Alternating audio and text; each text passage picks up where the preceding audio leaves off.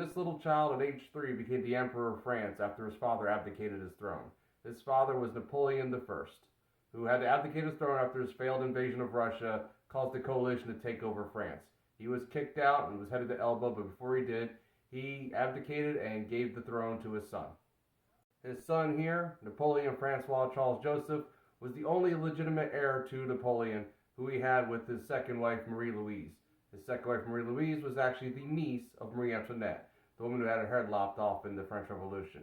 And she, of course, was married to Louis XVI, the guy who had his head lopped off in the French Revolution. But not long after this young child was made emperor, the coalition didn't like it, didn't want an heir to Napoleon being on the throne, so they gave it to the brother of the guy who had his head lopped off. This guy, Louis XVIII, became king.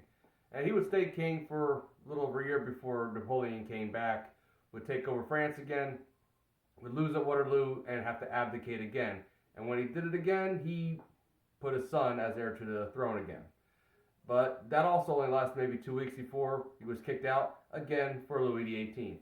The odd thing about this, they put the monarchy back after the French Revolution, which they did to overthrow the monarchy. They just brought it back.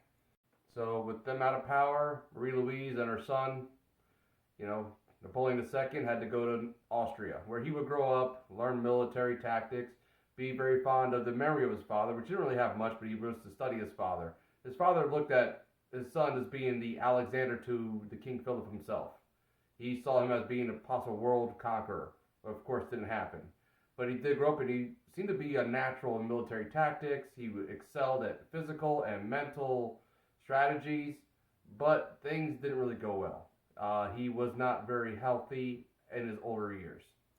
As he would grow up, he developed tuberculosis, and at 21 would pass away tragically. And his life was pretty much just, he was born, and then he died. That was his life.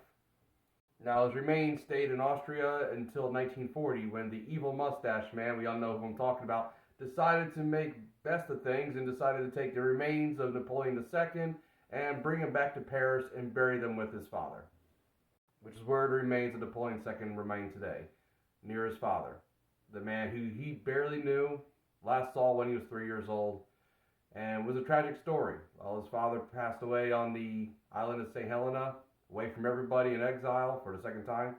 His son would, years later pass away in Austria, away from everybody, basically in his own exile, after having a lot of ceremonial titles like King of Rome and Prince of this and Prince of that. None of it meant anything because he had no power.